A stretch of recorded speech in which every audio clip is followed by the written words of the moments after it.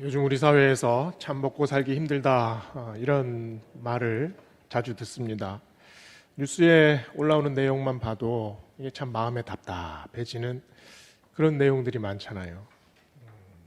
경제면에 올라온 헤드라인 기사를 제가 한번 읽어드리겠습니다. 월급 빼고 다 올랐다. 10만 원으로 장보기가 겁난다. 금리 앞에 장사 없다. 부동산 시장 빙하기 진일. 이게 우리가 코로나로 얼마나 힘들었습니까? 그런데 또 경기 침체의 파도가 몰려옵니다. 전 세계적인 인플레이션 때문에 물가가 천정부지로 오르고 있죠. 작년에 비해서요. 제가 스크랩을 한번 해봤는데요. 그 물가 오른 게 어느 정도 올랐냐? 수입 쇠고기가 28% 올랐다고 합니다. 국수 29%, 식용유 28%, 부추 43%. 유가는 말도 못하게 올랐죠. 이게 주유소 가기가 겁이 납니다. 특히 그 주택 구매 지수라는 게 있대요. 근데 이 주택 구매 지수가 요새 아주 그냥 급락하고 있다고 합니다. 왜 그렇습니까? 금리가 오르기 때문이죠. 그런데 만약에 이런 상황에서 북한과 전면전이 일어난다고 한다면 어떻게 되겠습니까? 당장 우리는 무엇부터 해야 될까요? 집부터 팔아야 합니다. 가지고 있는 부동산을 팔고 그것을 안전자산인 금이나 은으로 대치를 해야 되죠. 그런데 어떤 분이 기어코 집을 사겠답니다. 그럼 어떻게 해야 됩니까? 쫓아가서 말려야 합니다. 정신 차려요. 지금 집 살 때가 아니야. 이렇게 뜯어 말려야 하지요. 설교 시간에 웬 부동산 매매 이야기냐 이렇게 생각하시는 분이 있을 거예요. 근데 오늘 본문 말씀이 지금 부동산 매매에 대한 내용입니다. 하나님도 참 대단하시죠. 이스라엘 백성들에게 다양한 방식으로 말씀하셨는데 이 백성들이 말을 듣지 않습니다. 그래서 급기야 지금은 이 부동산 매매 사건을 통해서 하나님께서 지금 메시지를 백성들에게 전하고 계시는 중입니다. 오늘 본문 내용의 배경을 여러분들 아실 겁니다. 바벨론에 침공이 임박했죠. 바벨론은 벌써 2번에 걸쳐서 예루살렘 공성 작전을 시도했었습니다. 이제 3번째 바벨론이 전면 공격을 하면 예루살렘 성은 버텨낼 재간이 없습니다. 오늘 말씀 32장 2절에 보면은요, 바벨론 군대가 이미 예루살렘 성을 겹겹이 에워쌌다라는 말씀이 있습니다. 이 바벨론 군대가 성을 에워싸면 성 안에는 무슨 일이 벌어지겠습니까? 먹을 것이 동나기 시작해요. 그러면 인플레이션이 그냥 생겨나기 시작하죠. 그래서 단순히 인플레이션의 문제가 아니지 않습니까? 기근이 퍼져나갑니다. 역병이 돌아요. 백성들의 마음은 이제 거의 죽을 지경입니다. 왕과 관료들은 이제 아무 하는 것도 없이 그냥 죽음만 기다리고 있습니다. 이게 완전 준전지 상태 아닙니까? 이런 상태에서 지금 오늘 말씀은 황당하게도 지금 예레미야에게 땅을 사라라는 말씀을 하고 있죠.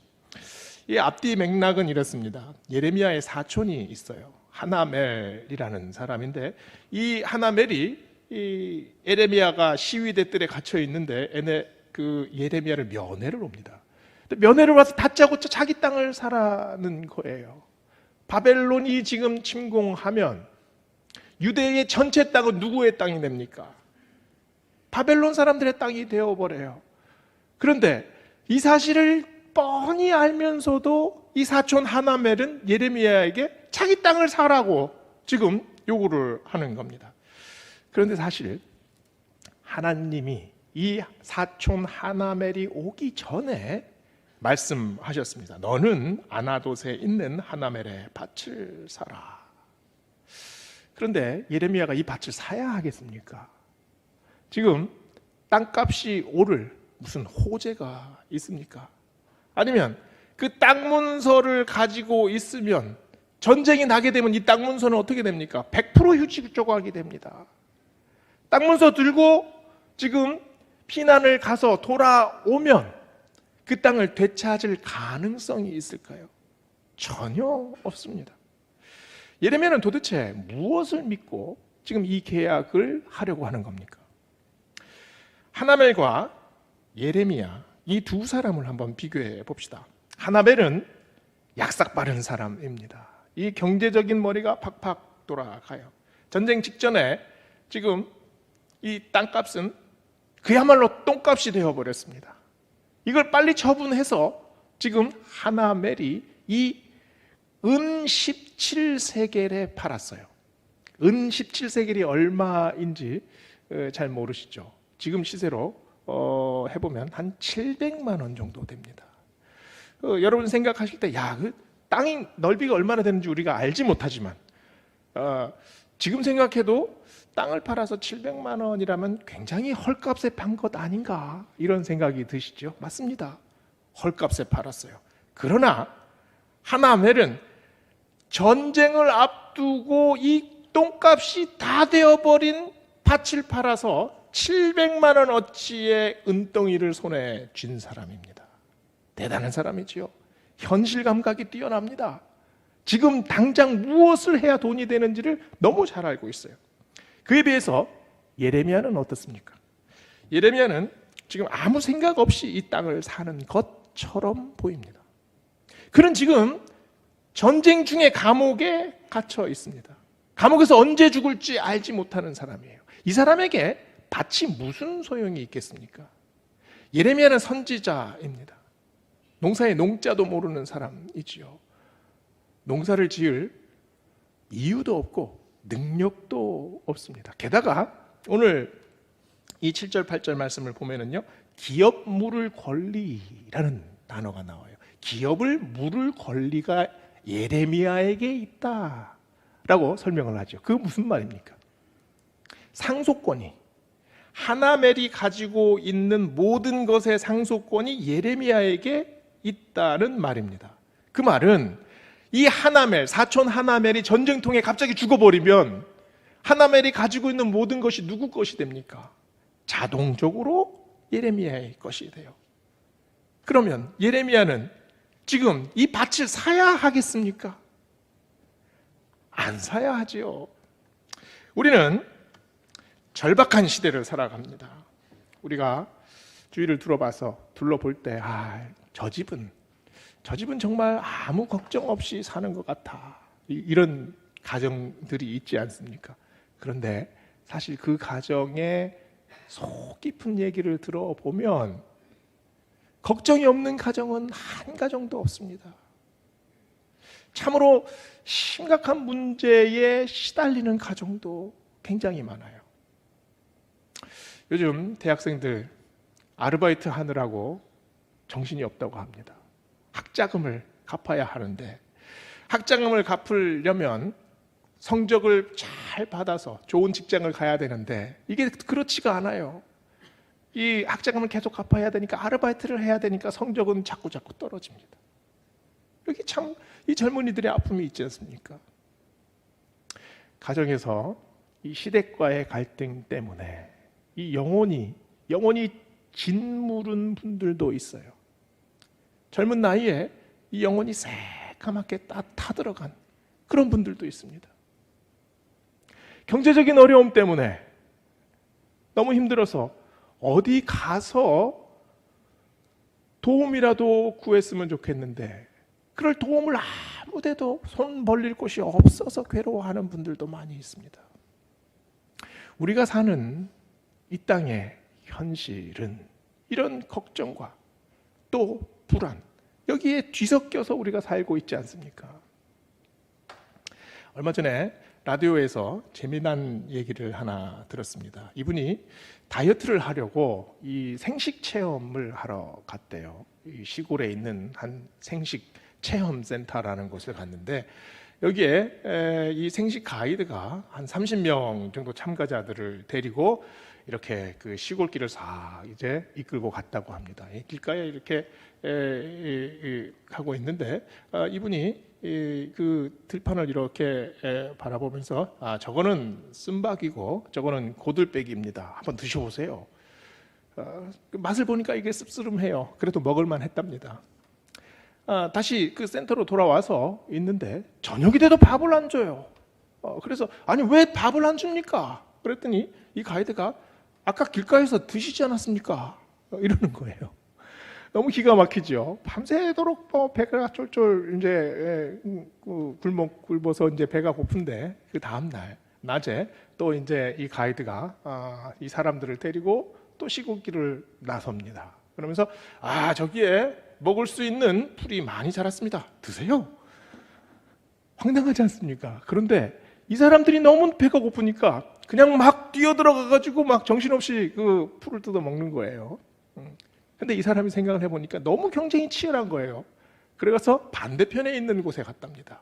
그랬더니 이 가이드가 자기를 보더니 아니 선생님 내일 참가자들이 먹을 저녁을 다 먹으면 어떡합니까? 이러더래요. 이게 1부 때도 웃지 않았습니다. 제가 이럴 줄 알았어요. 배가 고프면 우리는 풀 한 포기 먹으려고 더 기를 씁니다.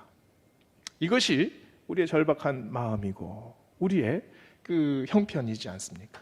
배추 한 포기, 고기 한 근, 그리고 땅 한 평. 이것들이 서로 떨어져 있는 것 같지만 얼마나 밀접하게 연관이 되어 있습니까? 우리는 이 경제적인 구도, 이 경제적인 틀에서 벗어날 수가 없습니다. 시간이 갈수록 이 경제적인 틀은 우리를 더 옥죄어 오지 않습니까? 여기서 빠져나갈 수가 없어요. 그래서 급급해지죠. 땅 한마지기 사고 파는 일이 하찮은 일입니까? 그렇지 않아요. 그 길은 생계와 직결되어 있는 일입니다. 경제적인 문제는 어떤 누구도 얕잡아 볼 수 없습니다. 사도 바울은 평생 근검절약하면서 살았습니다. 사도 바울이 텐트를 만들면서 살지 않았습니까? 텐트를 왜 만들었습니까? 복음을 전하기 위해서 이게 삶의 근거가 되어졌지요. 그런데 사도 바울의 인생의 목적은 어디에 있습니까? 사도 바울의 인생의 목적이 텐트를 잘 만들어서 돈을 많이 버는 건가요? 그렇지 않잖아요. 사도 바울의 목적은 복음 전파에 있었습니다. 그것이 사도 바울의 목적이었어요. 대신에 텐트를 만드는 것을 통해서 그 일을 할 수 있게 만든 거죠. 사도 바울도 역시 경제적인 굴레 안에 속해 있었습니다. 그러나 사도 바울은 여기에 묶여 있지 않았습니다. 오히려 자유했지요. 예레미야는 왜 아나돗의 땅을 샀습니까? 예레미야가 경제적인 문제에 전혀 관심이 없는 사람인가요? 예레미야도 너무나 잘 압니다. 지금은 이 땅을 살 시기가 아니다. 지금은 이 땅을 사도 그 시세를 보장받을 수 없고 그리고 그 소유권도 주장할 수 없다. 그러나 이 아나돗의 땅의 의미가 무엇입니까? 이 땅은 우리의 인생과 뗄래야 떼어질 수가 없습니다. 가장 필수적인 요소이죠. 삶의 기반입니다. 그리고 빠져나올래야 빠져나올 수가 없어요. 상황이 어려울수록, 시대가 불안할수록, 그리고 혼란이 가중되어질수록 우리의 마음은 어떻습니까? 더 여기에 매달리게 되죠. 더 이 먹고 사는 문제에 빠져나올 수가 없습니다. 은 17세겔, 어떤 사람에게는 별것 아닌 돈일 수 있습니다. 그러나 평생 선지자로 살아온 예레미야에게는 이 은 17세겔, 700만 원가량 하는 돈이 아마 전 재산이었을 수도 있습니다. 그런데 이 전 재산에 해당하는 이 액수를 왜 쓸모없는 그 땅을 예레미야는 사야 했을까요? 여기에 하나멜과 예레미야의 차이가 있습니다. 하나멜은 정말 세상살이에 빠삭한 사람이었습니다. 무엇이 손해이고 또 무엇이 이익인지를 알고 있었죠.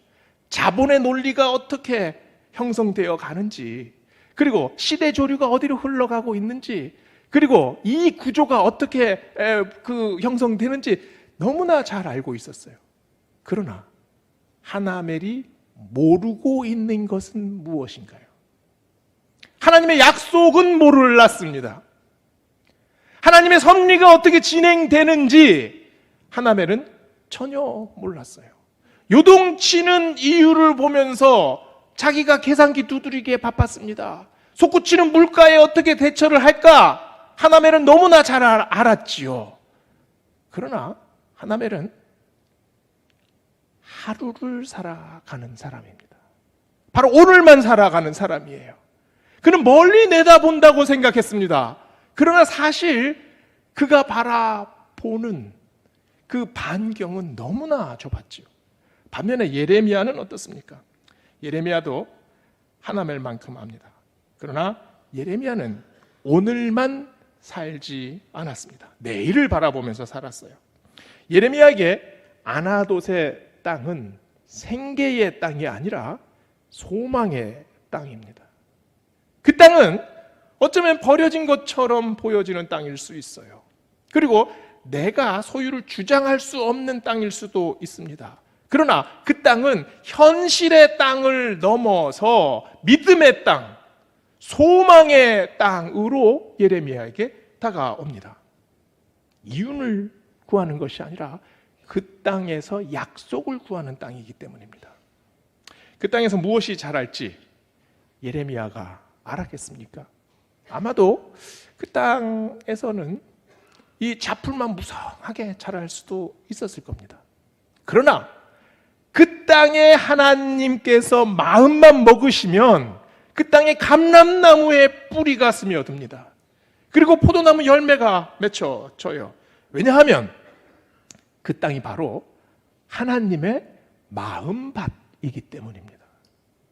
그 하나님의 마음밭에 하나님께서 결정하신, 하나님께서 의지하신, 하나님께서 약속하신 것들이 자라나게 됩니다. 하나님께서 세우시고 하나님께서 자라나게 하시기 때문이죠. 예레미야의 이름 뜻이 무엇인지 혹시 아십니까? 예레미야, 이 이름 뜻 자체가 하나님께서 세우신다라는 뜻이에요. 하나님께서 일으키신다. 바로 오늘 토지 매매의 사건과 예레미야의 이름이 아주 절묘하게 맞아떨어지고 있지 않습니까? 예레미야가 무엇을 샀나요? 예레미야는 사실 땅을 산 것이 아니라 하나님의 마음을 샀습니다. 14절 15절에서 하나님은 그 의도를 명확하게 말씀하십니다. 너는 이 증서 곧 봉인하고 봉인하지 않은 매매 증서를 가지고 토기에 담아 오랫동안 보존하게 하라. 만군의 여호와 이스라엘의 하나님께서 이와 같이 말씀하시니라. 사람이 이 땅에서 집과 밭과 포도원을 다시 사게 되리라. 토기에 담은 매매 증서는 하나님께서 약속하신 씨앗입니다. 그 매매 증서를 토기에 넣어서 예레미야는 아마 밭에 묻었을 것입니다. 그것이 상징적인 사건, 이 의미가 무엇이겠습니까? 너희가 다시 이 땅으로 돌아오리라. 내가 너희와 약속해서 맺은 이 증서가 묻혀 있는 바로 이 땅에 다시 돌아오리라. 다시 회복시켜 줄 것이다. 지금 그 약속을 묻은 것 아니겠습니까? 예레미야는 땅을 사게 된 이유가 바로 이윤을 추구하는 것이 아니라 그 안에 하나님의 약속이 있었기 때문입니다. 이것을 바라봤죠. 41절 44절을 보면 하나님께서 지금 이 토지 매매 사건을 진행시키면서 계속해서 미래를 보라는 말씀을 계속하고 계십니다. 그리고 소망의 메시지를 계속 반복해서 주세요. 그 41절 44절의 내용에 보면은요, 그들을 이 땅에 다시 심으리라 라는 말씀이 있죠. 모든 복을 그들에게 내리리라. 내가 그들의 포로를 돌아오게 하리라. 32장 전체가 바로 하나님의 약속으로 계속해서 빛나고 있습니다. 그 말씀의 의미가 뭐겠습니까? 지금 네가 절망하고 있느냐? 낙심하고 있느냐?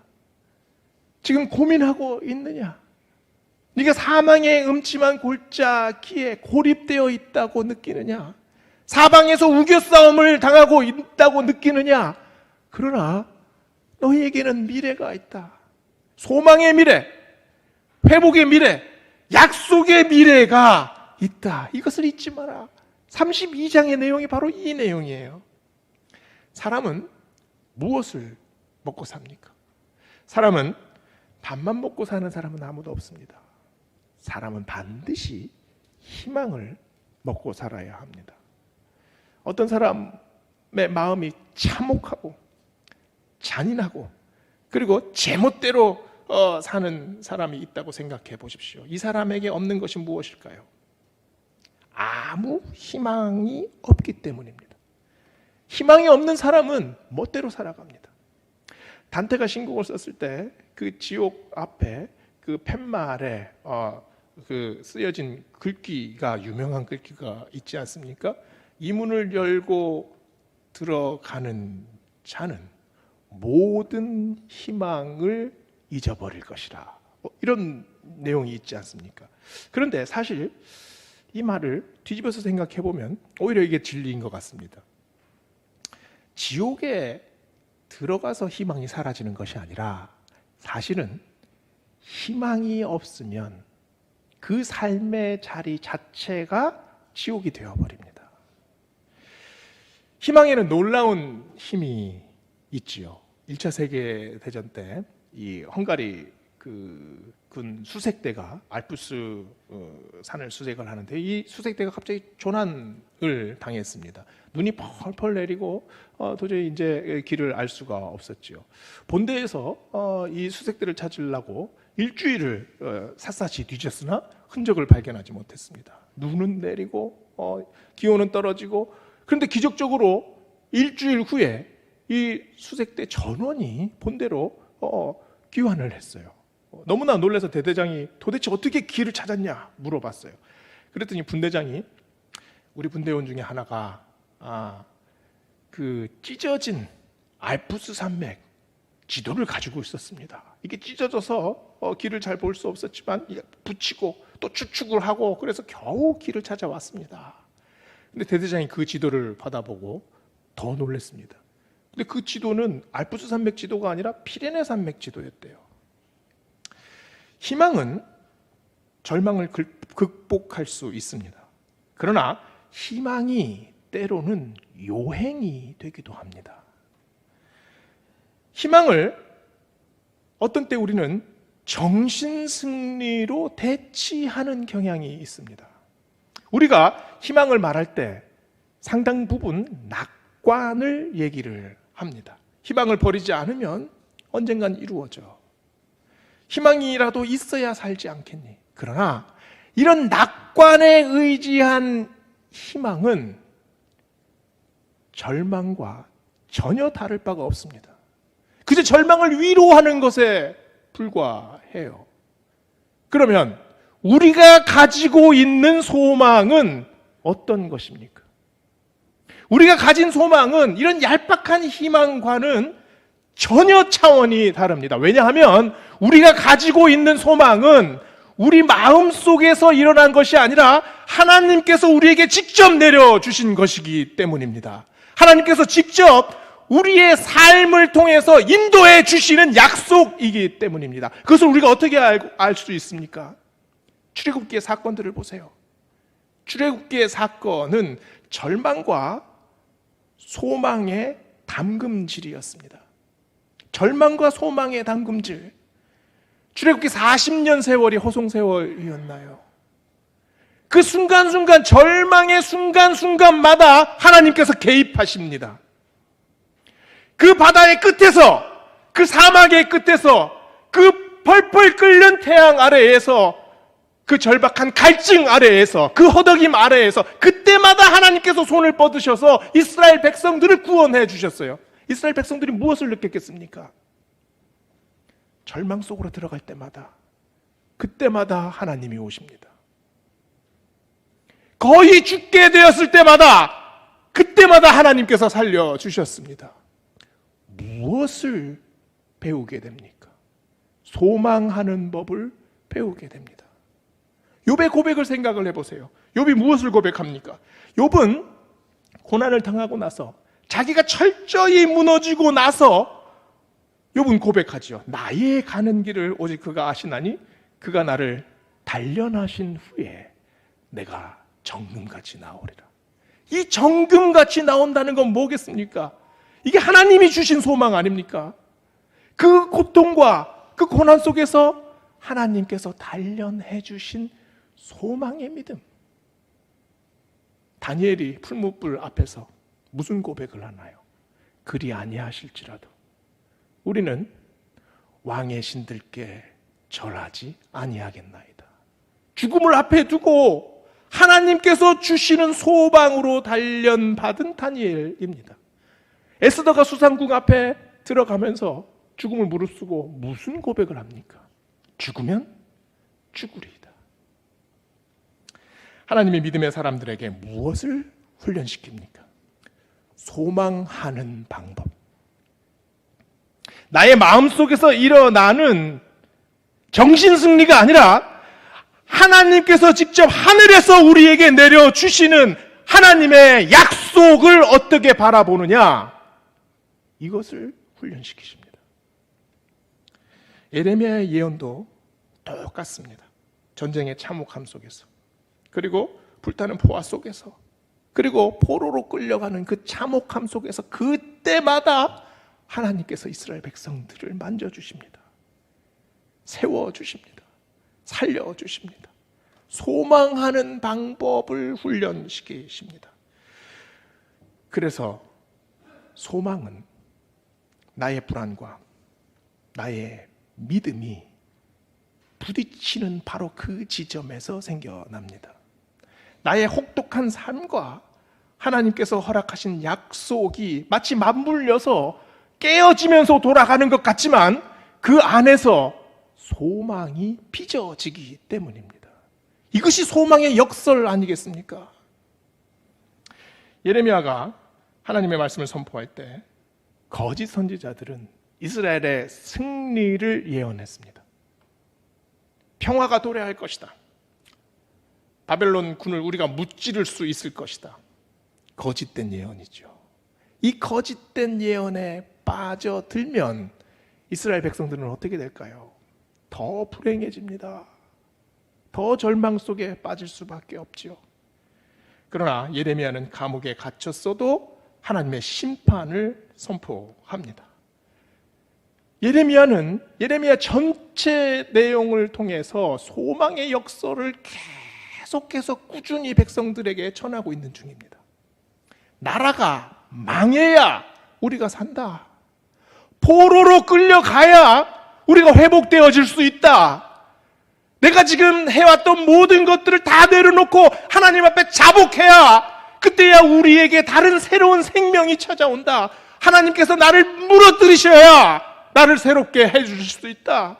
나의 자만을 무너뜨리고 나의 교만을 꺾으시고 나의 죄악을 없애야 하나님께서 나를 새롭게 만드실 수 있다. 이것이 예레미야 전체의 주장입니다. 하나님은 인간의 얄팍한 낙관을 한순간에 불태우십니다. 그리고 하나님께서 이끄시는 새로운 기적의 그 방향으로 우리를 이끌어 주세요. 경제도 어렵고 가정도 어렵습니다. 그리고 우리의 마음도 어려운 시절을 살아가고 있습니다. 무엇을 사야 합니까? 소망의 밭을 사야 합니다. 그 소망의 밭에 무엇이 있는지 우리는 알 수 없습니다. 또 어디에 있는지 제대로 깨닫지 못합니다. 그러나 그 아나돗에 있는 소망의 밭, 그 밭이 어디에 있습니까? 우리의 가정에 있지 않습니까? 자녀들이 믿음에서 멀어지고 있습니까? 경제적으로 이 고난의 이 터널의 끝이 어딘지, 언제 이 어려움이 끝날지 그렇게 단식하시는 분들 있습니까? 육신이 참으로 약하여져서 하나님 이제 어떻게 해야 합니까? 이렇게 단식하시는 분 계십니까? 삶 속에서 도저히 풀리지 않는 문제 때문에 오해와 그리고 여러 가지 어둠의 세력에 잠식당하고 계신 분들이 있습니까? 여기서 우리가 무엇을 해야 합니까? 기도해야 합니다. 믿음으로 맞서야 합니다. 삶의 어려움과 우리의 믿음이 부딪혀서 어쩌면 내가 깨어질지라도, 어쩌면 내가 여기서 뭉개질지라도, 어쩌면 내가 여기서 부서질지라도 여기서 내 믿음을 가지고 믿음의 그 소망의 밭으로 향해야 합니다. 그때 하나님께서 우리를 변화시켜 주십니다.